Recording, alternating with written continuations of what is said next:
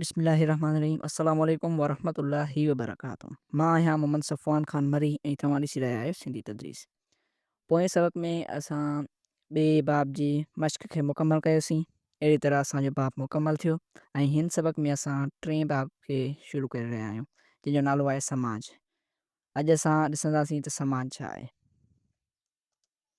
हिन वीडियो में असां सिखंदासीं समाज छा आहे, समाज में तब्दीली अचण ऐं न अचणु, समाजी जोड़जक ऐं समाज जो बरक़रार रहणु ऐं सक़ाफ़त। अचो त पंहिंजो सबक़ शुरू कयूं था। सभ खां पहिरियों असां ॾिसंदासीं त समाज छा आहे। माण्हुनि या फ़र्दनि जो अहिड़ो ग्रोह जंहिंमें गॾु हुजण जो अहसासु ऐं गॾु गुज़ारण जो शऊर हुजे उनखे समाज चवनि था। समाज उहे जेको आहे सो हिक ॿिए सां लह विचड़ में अचनि था, हिक ॿिए सां हर मामले में सहकार ऐं ताउन कनि था। उन्हनि जा अक़ीदा, तौर तरीक़ा, रहणी कहाणी, रवाज, रस्मूं ऐं क़दर हिकु जहिड़ा हूंदा आहिनि। यानी उन जेके आहे सो हर शइ में उनजो अक़ीदा, तौर तरीक़ा, रहणी कहाणी, रवाज, रस्मूं ऐं क़दर उन्हनि जा हिकु ई जहिड़ा हूंदा आहिनि। त उहे जेको आहे सो माण्हू समाज जो हिसो हूंदा आहिनि। समाज जा मिसाल तौर असांजा हूंदा आहिनि ॻोठ हूंदा आहिनि या शहर हूंदो आहे। इहे जेको आहे सो असांजे समाज जे मिसालनि में अची वञनि था, छाकाणि त उनमें जेको आहे सो हिकु ई तौर तरीक़े जा, हिकु ई रहणी कहाणी जा माण्हू, उन्हनि जो रवाज रस्मूं जेको आहे सो साॻियूं हूंदियूं आहिनि। तंहिं करे उहे जेको आहे सो असांजा समाज में अची वञनि। हुन खां पोइ असां अॻिते हलूं था त समाज में तब्दीली अचणु ऐं न अचण जा सबब। कुझु समाज उहे अहिड़ा हूंदा आहिनि जेके वक़्त सां तब्दील थींदा वेंदा आहिनि ऐं कुझु वरी न आहिनि तब्दील थींदा। उन्हनि जा अचो त असां सबबु उन्हनि जा ॼाणूं त उहे छो तब्दील थींदा आहिनि ऐं के वरी समाज जेको आहे सो उहे न जेको आहे सो थींदा आहिनि तब्दील। उन्हनि में यानी तब्दीली न ईंदी, उहे जेको आहे सो असां ॾिसूं। सभ खां पहिरियों असां ॾिसूं था जंहिंमें तब्दीली ईंदी आहे समाजनि में, उन्हनि जा सबब कहिड़ा आहिनि। सभ खां पहिरियों आहे तालीम ऐं शऊर। तालीम माण्हुनि जी सोच खे बदिलाए छॾींदी, यानी तालीम हूंदी त शऊर हूंदो, उते जेको आहे सो माण्हुनि जी सोच तब्दील थींदी। उनखां पोइ साइंस ऐं टेक्नोलॉजी नयूं नयूं शयूं ऐं नवां ख़्याल खणी अचे थी, यानी टेक्नोलॉजी जे ज़रिए नवां ख़्याल ऐं नयूं शयूं अचंदियूं जंहिंजे ज़रिए माण्हू पंहिंजी जेको आहे सो रहणी कहाणी खे तब्दील कनि था। उनखां पोइ मुआशी हालतूं, मुआशी तौर ते मज़बूत थियण सां रहणी कहाणी जो तरीक़ो मटिजी वञे थो। उनखां पोइ आहे ज़रूरतूं, आहिस्ते आहिस्ते पैदा थींदड़ ज़रूरतूं नवां रस्ता ॻोल्हण लाइ मजबूर कनि थियूं। यानी जेको आहे सो जीअं जीअं ज़रूरतूं वधंदियूं वेंदियूं आहिस्ते आहिस्ते, अहिड़ी तरह असांखे नवां रस्ता ॻोल्हणा पवंदा। अहिड़ी तरह जेको आहे सो उहो समाज पोइ तब्दील थींदो वेंदो। इहे जेको आहे सो 4 मुख्य सबब हुया समाज जे तब्दील थियण जा। उनखां पोइ समाज जे में तब्दीली न अचण जा सबब ॾिसूं था। उन सभ खां पहिरियों आहे रिवायत पसंदी ऐं सख़्ती। कुझु समाजनि में पुराणनि ख़्यालनि खे मुक़दस सम्झियो वेंदो आहे ऐं नई तब्दीलीअ जे ख़्याल खे रद्द कयो वेंदो आहे। यानी उहे जेको आहे सो रिवायतूं, उन्हनि खे जेको आहे सो पुराणी रिवायतूं पसंदि हूंदियूं आहिनि ऐं कुझु सख़्ती बि हूंदी आहे।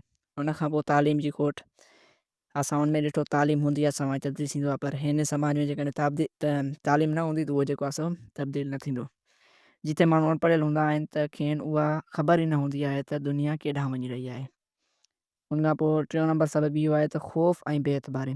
अक्सर माण्हू नई तब्दीलीअ खां टिजंदा आहिनि त उहा खेनि फ़ाइदो पहुचाईंदी या नुक़सानु।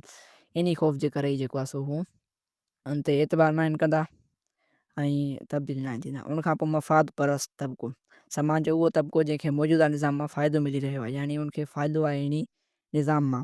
जेकॾहिं तब्दील थींदो त उनखे नुक़सानु थींदो, उनजो फ़ाइदो न मिलंदो। तंहिं करे उहो कॾहिं बि न चाहींदो तब्दीली अचे ऐं उनखां तब्दीली अचण खां रोकींदो आहे, कोशिशि कंदो आहे त उहा तब्दीली न अचे।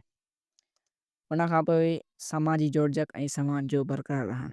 ॾिसूं था समाज जी जोड़जक कीअं हूंदी आहे। समाज जी जोड़जक जा जेका सो इहे 5 मुख्य थंभा आहिनि जंहिंजे ज़रिए जेको आहे सो समाज जी जोड़जक थींदी आहे। सभ खां पहिरियों ख़ानदान। हीउ समाज जो बुनियादी एको आहे जितां ॿार जी तरबियत जी शुरूआति थिए थी। यानी पहिरियां जेको आहे सो ख़ानदान ई बुनियादी एको आहे जितां ॿार जी तरबियत शुरू थिए थी। उनखां पोइ तालीमी इदारा, ॿार पोइ जेको आहे सो स्कूल वेंदा आहिनि। स्कूल, मदरसा ऐं यूनिवर्सिटियूं जेके तालीम ॾियनि थियूं। पोइ जेको आहे सो ॿियो जेको आहे सो उहो एको आहे असां वटि बाद में, यानी पोइ तालीमी इदारा। 3 नंबर ते असांजा मज़हब जेको इख़लाक़ी क़दर ऐं ज़िंदगी गुज़ारण जा उसूल सेखारे थो। यानी मज़हब जेको आहे सो उहो बि असांखे समाज जी जोड़जक करण में मदद कंदो आहे। पोइ आहे मईशत, रोज़गार, ख़रीद ऐं विकिरो ऐं दौलत जे विरहाङे जो निज़ाम। इहो बि जेको आहे सो असांजी समाजी जोड़जक में शामिल आहे। उनखां पोइ सियासत ऐं रियासत, क़ानून ठाहिण ऐं नज़्म ज़ब्त बरक़रार रखण वारो निज़ाम। उनखां पोइ असां ॾिसूं था समाज जो बरक़रार रहणु, उहे समाज कीअं बरक़रार रहंदा आहिनि। यानी कुझु समाज जेको आहे सो बरक़रार रहंदा आहिनि, उन्हनि में जेको आहे सो तब्दीली न ईंदी। उहे आहिनि उन्हनि जा जेके आहे सो सबब आहिनि समाजी लाॻापा। जॾहिं माण्हू हिक ॿिए सां मिलनि था, ॻाल्हाइनि था ऐं तामुन कनि था त समाज जुड़ियल रहे थो, यानी उहो अलॻि नथो थिए, जुड़ियल ई रहंदो आहे। उन खां पोइ आहे क़दुरु ऐं रिवायतूं। हर समाज में पंहिंजा इख़लाक़ी मयार हूंदा आहिनि, उहे समाज खे ॿधी रखंदा, यानी समाज खे टुटणु नथा ॾियनि। उन खां पोइ नसुल जी बका, नवनि ॿारनि जी पैदाइश ऐं उन्हनि जी सही तरबियत, त जीअं हू मुस्तक़बिल में समाज जो ज़िमेवार हिसो बणिजनि। ऐं चोथों नंबर जेको आहे सो आहे त क़ानून ऐं नज़्मो ज़ब्त।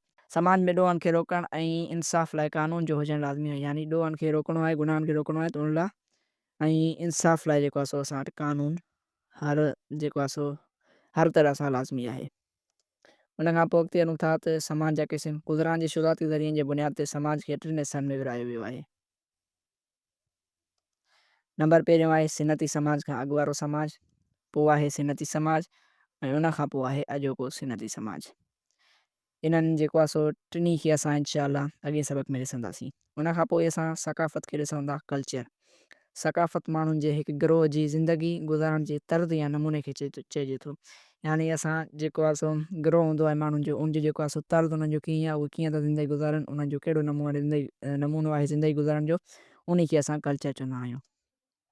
कल्चर में असां वटि ॿोली शामिलु हूंदी आहे, मज़हब, खाधो खुराक, लिबास, लोक कहाणियूं, फ़न लतीफ़ा, इहे सभु जेको आहे सो असां वटि सकाफ़त में शामिलु हूंदा आहिनि। इहे ई ओञाण जेको आहे सो हिकु नसुल खां ॿिए नसुल में मुंतक़िल थींदा आहिनि, यानी इहे सभु जेको आहे सो असां वटि शयूं हिन में सकाफ़त में शामिलु हूंदियूं आहिनि।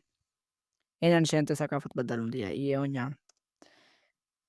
अल्हम्दुलिल्लाह, अॼु जो असांजो सबक़ हिते पूरो थियो। मिलंदासीं हिकु नए सबक़ में। ख़ुदा हाफ़िज़।